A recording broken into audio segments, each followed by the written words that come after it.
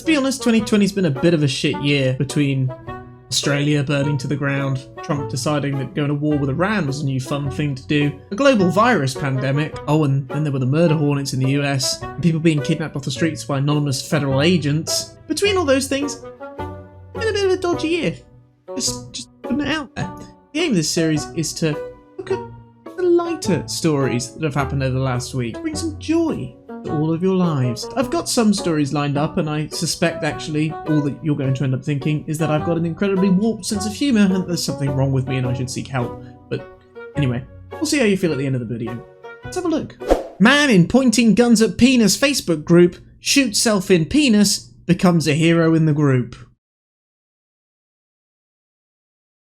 Or where do we begin with this one? Of course there is a Facebook group devoted to people shooting themselves in the dick. If you're ever concerned about like your faith in humanity and it needs restoring, maybe think about the fact that not only is there one man who is part of this group where they aim a gun at their own, there's multiple people where they can come together to support each other in this venture.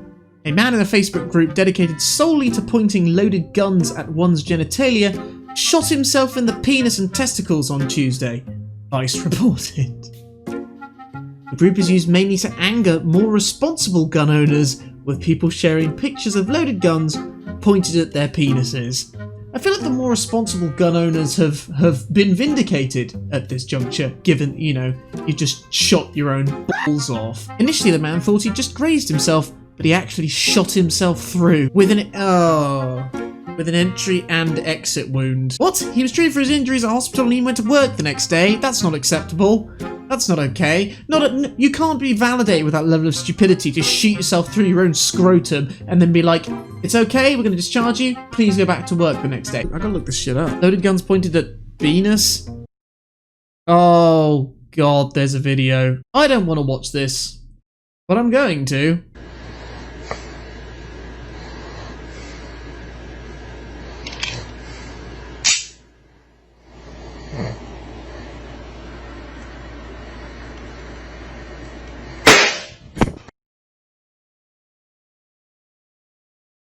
Why? Why?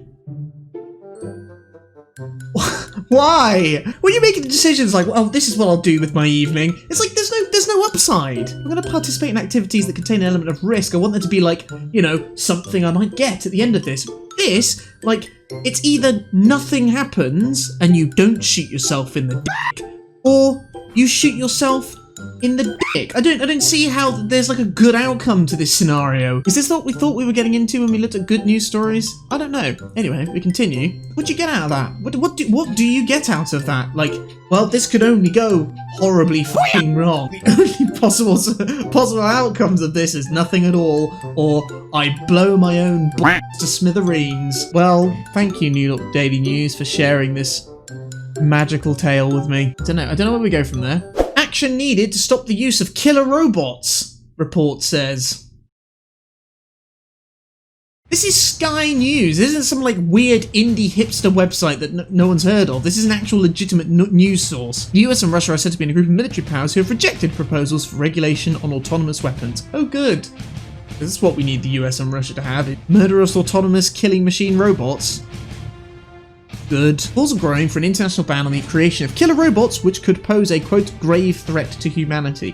Why do humans do this? Why do people keep doing this? Like, nuclear weapons, that is not enough. No, we must give robots guns. What could possibly go wrong? An increasing number of countries want action to prevent the development of fully autonomous weapons and to ensure human control is retained. Yeah? I mean, that sounds like a good idea, doesn't it?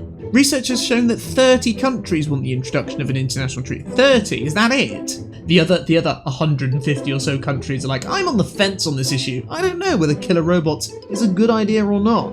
Oh, apparently this has been an issue since 2017, where Elon Musk warned the UN that killer robots could be the third revolution of warfare. Good.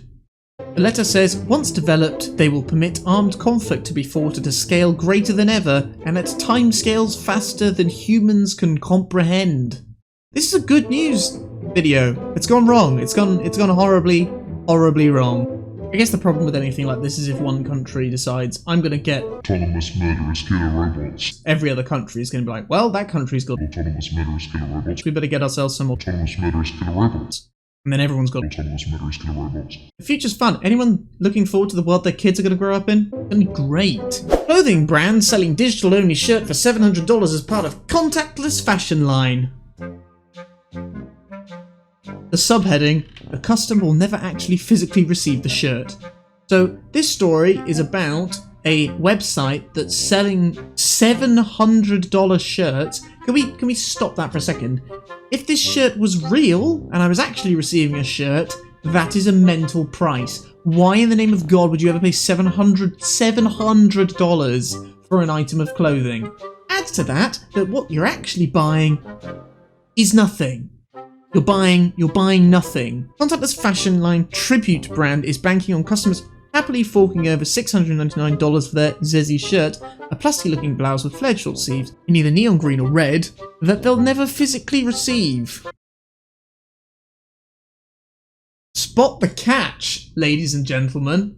This is a money laundering scheme, isn't it? It's just a money laundering scheme. Let's have a look at this website. This website is hideous. I thought for a second there was like a cookies filter over the top. No. This is just what the website looks like. Get some new digital outfits. Jesus Christ, they are disgusting. What the f is that? What's a bala? No gender, no size, no shipping. What? There's no shipping, no waste. Do you know why there's no shipping or no waste? Because you're not actually buying anything. View fitting guide? What the fuck's the point in that? What? Photo fitted to order and digitally delivered to the customer. This is just a fraud. It's a scam. Oh, there's an Instagram. What does the Instagram have on it? Is she not actually wearing them? Are they photoshopped? Well, I mean, presumably she's wearing something, but she's not wearing that. I don't think I'm missing out on much not having luminous green spandex bondage pants that aren't real. I'll survive without those. Creation-based label is betting on novelty and their rejection of old-school fashion tropes, like actually buying clothes. Oh no, this is insane. What the hell is this? Looks like he's wearing a pool inflatable. Except he's not wearing it, because he's not actually bought it, because it doesn't exist. Okay, that's ridiculous. I've had enough of this. This is straying from funny to making me angry. Right, we've got time for one more. New Zealand wizard insists reports of his retirement have been greatly exaggerated. Said without a hint of humour whatsoever, New Zealand wizard. Despite what you may have read in the headlines, Ian Brackenbury Channel, also known as Jack. Why? Says he has no intention of hanging up his pointy hat anytime soon. He's 87. This man is insane, and we're all just like laughing. It's like, he's a wizard. Of course he's, yeah. Yeah, Jack likes to be a wizard. Let Jack carry on. Channel, a former English teacher and community arts organiser from England, has been the official wizard of the New Zealand city since 1998. Oh god, he's got a salary! He collects an annual salary of $10,000? Really? Jesus Christ! Oh my god, look at him! He's actually got a staff! That's awesome. I want a staff. He was awarded the Queen's Service Medal, the nation's highest honour, in 2009. This man's like the New Zealand equivalent of a knight because he's a wizard. He's not a wizard. Can I just make the point here? Wizards aren't real. The Earth's flat. The moon landings were faked. Climate change isn't real. Also, wizards are real. There are a lot of ceremonial duties needed because the church has stopped doing it now. Sorry. Can you do christenings and weddings as well? Like a DJ, he's adding many things to his repertoire. The city council refused to acknowledge his wizard status and denied him permission to speak in the city square, according to a recent profile on CNN. The city council was like, I think this man's insane.